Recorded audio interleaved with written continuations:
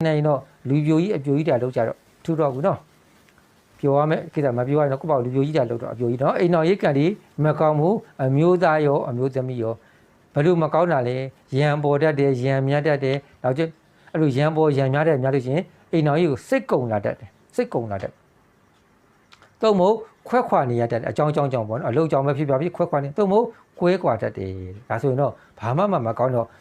လူပြိုကြီးအပြိုရောက်တာအကောင်းဆုံးပဲပေါ့နော်29ကဟိုဆက်သွားမယ်46ထိုနီးလက်ကောင်ဟိုပါရွှေမန်းဥတင်မောင်တချင်းတယ်နော်ကျွန်တော်လည်းထိုနီးတကောင်29ကလေ46မှာလေဒီတိုင်းလေးပဲသွားနေတော့မယ်တဲ့ကံကောင်းမယ်အလုတ်ကံကောင်းမယ်ပညာရေးကံကောင်းမယ်အာသာချက်ကအားနဲ့ချက်ပြောပါဆိုရင်အချီးကံပြက်မယ်ငွေကံပြက်မယ်ကျမ်းမာရေးကံပြက်မယ်အိမ်တော်ကြီးကံလည်းမကောင်းသေးဘူးဆိုဒါဆိုရင်တော့တော်လင်းသိတဲ့တချင်းတို့40ကျော်မှတာဘဝစားတော့နော်46ကျော်မှတာဘဝကြီးစားကြတော့46အတွင်းမှာဘဝစားနော်ဝဲလေနဲ့နော်ဒီအိမ်တော်ကြီးတွေစိတ်ကုန်မဲ့ခွဲခွာနေရဘာမှမထူတော့ကြောင့်ဒီဇာတာရှင်တွေက46ကျော်မှအိမ်တော်ပြုတဲ့ဇာတာရှင်တို့ဖြစ်ပါတယ်အဲ့ဒီမှာမှကျမ်းမာရေးတွေမဖြစ်အောင်ငွေတွေအလုပ်တွေကောင်းပြီးတော့ငွေတွေအဖက်မတင်မဖြစ်အောင်အဖက်တင်အောင်အားဒီကိုကာကွယ်ရမယ်ထိန်းသိမ်းရမယ်ဒါမှသာလျှင်ကိုကံကောင်းတဲ့အကျိုးအလုပ်ကံကောင်းတဲ့အကျိုးတွေကဒီမှာလာအဖက်တင်လို့ဝင်အိတ်ပေါက်နဲ့ဖားကောက်ဖြစ်တတ်တယ်ဘယ်ရစမလဲ21မှ29မှ46နော်ကိုကတော့အလုပ်တွေလုပ်ပါရဲ့အိတ်ပေါက်နဲ့ဖားကောက်ဆိုတော့အိတ်တဲ့ထဲလဲအိတ်ကပေါက်ကြကိုမှဘာမှမကြံတော့ဘူးအဲ့လိုဖြစ်တတ်တယ်ကိဖြစ်တဲ့အတွက်46ထိမှာတော့ငွေကန်ဒီကျမ်းမာရေးကန်ဒီညံ့ပါတယ်အဲ့ဒီဂယူးဆိုင်မယ်ဂယူးဆိုင်ရင်ကိုကိစ္စကိုအကြောင်းလေးတွေသိချင်မွေးခုနှစ်လေးတွေထည့်ပြီးဒါမှဆရာလေးသိချင်တဲ့အကြောင်းလေးကိုတခုတိတိကျကျပြောလို့ရမှာနော်အကြောင်းမို့နော်အကြောင်းမို့ဟုတ်46ဒီတော့ပြောပြီးနော်ကံကောင်းမယ်အလုပ်ကံကောင်းမယ်ပညာရေးကံကောင်းမယ်အားနဲ့ချက်ပြပါဆိုရင်ကျမ်းမာရေးကံညံ့မယ်ငွေကံညံ့မယ်အိမ်တော်ရေးကံညံ့မယ်အဲ့လိုညင်နဲ့ဘယ်ကိုသွားမလဲဒါကံလန်းပေါ့အပြင်လန်းမှာဆိုလမ်းမကောင်းဘူးပေါ့နော်လမ်းမကောင်းတော့ခီးမတွင်ဘူးပေါ့နော်အဲ့ကျတော့ကိုကဘာလုပ်မှာဒီလမ်းကိုပြင်လို့မရဘူးနော်ဆိုအပြင်မှာလည်းလိုပဲစာတို့ခီးသွားတဲ့ကန်တွေကောင်းတဲ့လမ်းတွေရှိတယ်မကောင်းတဲ့လမ်းတွေရှိတယ်မကောင်းတဲ့လမ်းဆိုပြင်လို့မရဘူးအခုဆိုချင်းရန်ကုန်ပသိမ်လမ်းတာမကောင်းဘူးဒီလမ်းကိုသွားပြင်လို့မရဘူးဘာလို့ပြင်လို့ရလဲကိုကားကိုပြင်လို့ရတယ်ကိုကံကိုပြင်လို့ရတယ်အကြောင်းကအပြင်မှာဆိုကားကိုပြင်ပြီးတော့ကားကောင်းရင်လမ်းကျန်းနဲ့ကိုကမောင်းလို့ရတယ်အတိုင်းတာတစ်ခုတည်းကံလောကမှာအဲ့လိုပဲကိုဖြတ်လမ်းမကောင်းတော့လေကိုကံဒီကောင်းအောင်လုပ်မှဆိုကိုကအတိုင်းတာတစ်ခုတည်းအကြောင်းကိုကံဒီကောင်းမကောင်းတာဒီကောင်းအောင်လုပ်ပေးရမယ်ပြက်နေတာလိုက်ပြင်ရင်နဲ့အထောက်ပံ့ရတာပေါ့နော်အဲ့လိုနဲ့ပဲ46ကနေဟိုဆက်တော့56ကံကောင်းပြီလားကံကတော့ကောင်းနေတော့မေးတဲ့ကံကမကြဘူးနော်ဒါလေးစမ်းမိသိမနော်ကားလို့ဆိုအင်ဂျင်ကောင်းတယ်ပေါ့သူဆိုကားတစ်စီးကအင်ဂျင်ကောင်းလို့တစ်စီးနဲ့မလဲပဲဘူးလေဘိန်းကောင်းမယ်ဂီယာကောင်းမယ်လီဘာကောင်းဘရိတ်ကောင်းအကုန်ကောင်းမှသွားလို့ရတာဘူးနော်သူဆိုလေကံကတော့ခုနှစ်နှစ်ကစားတယ်ကောင်းလိုက်တာနော်20 21 29 46 56ကံကောင်းနေတော့မေးတဲ့ကံပြတ်မသွားဘူးနော်ကံကောင်းနေတော့မေးတဲ့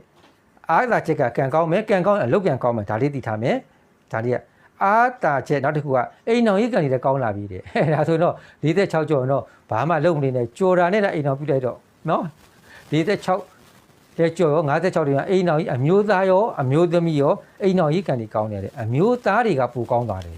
ဘာဖြစ်လို့နော်လူမျိုးကြီးအပြိုကြီးတော့မဖြစ်မဘူးနဲ့နော်46ကနေ56ကံကောင်းမယ်အိမ်တော်ရေးကံကောင်းမယ်ဒါအားသာချက်လေးပေါ့အားနဲ့ချက်လေးပြောပါဆိုကျမ်းမာရေးနဲ့ငွေကံတွေကကြံခဲ့တော့မယ်တတိထားမနော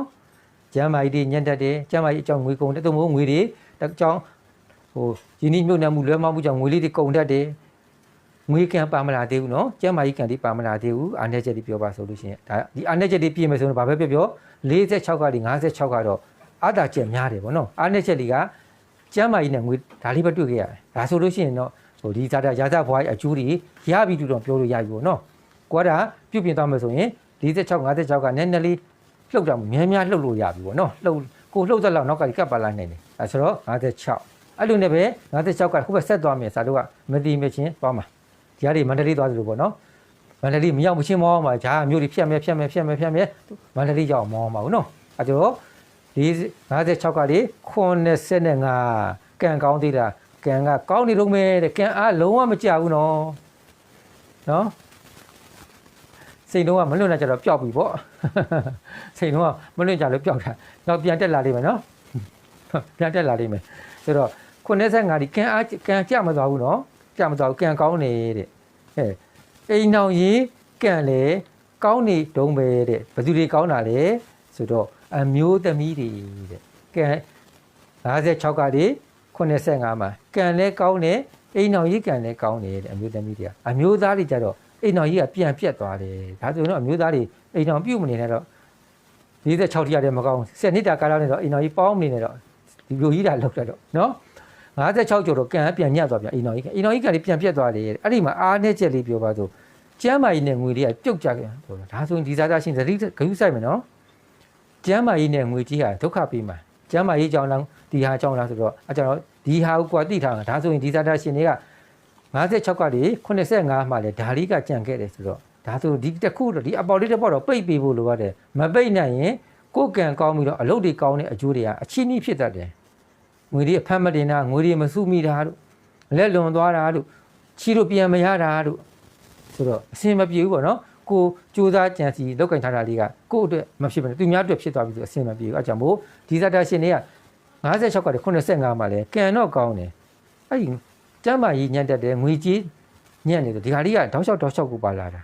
ဒါကိုတော့မပြင်လို့ရှိရင်တော့ဒီရာဇဘွားရဲ့အကျိုးတွေကကောင်းကောင်းမွန်မွန်နေရမယ့်ကာလကြည့်ပါဆိုလို့ရှိရင်ဟိုပြည့်ပြည့်စုံစုံကြည့်မယ်ဆိုရင်46နဲ့56မှာပဲဘယ်ပေါင်းစုံကပြည့်လာပြီးတော့ကျန်တာတွေကဟိုဟာလေးရောလဲဒီဟာလေးရောလဲဟိုဟာလေးရောလဲဒီဟာလေးရောလဲအဲ့ဒီအရောတွေအများကြီးတော့အဆင်မပြေဘူးเนาะအားကြောင့်မို့စာမေဆွေများက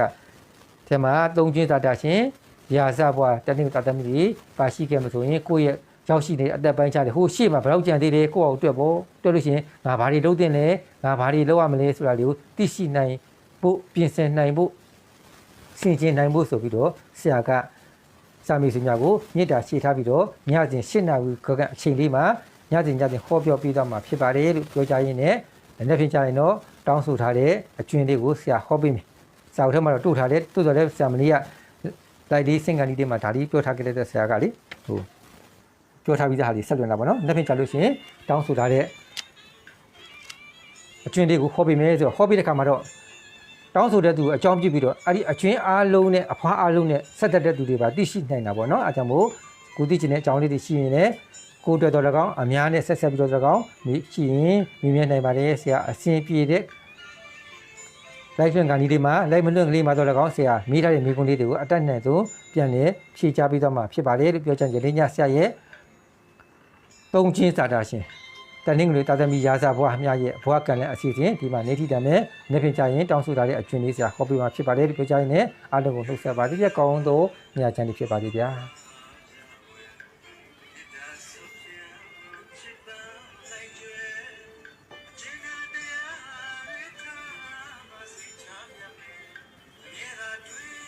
နိုင်ချလို့မြတ်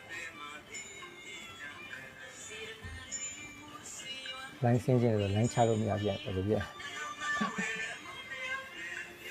လိုင်းစင်းရလိုင်းချလို့မရဖြစ်နေပါလား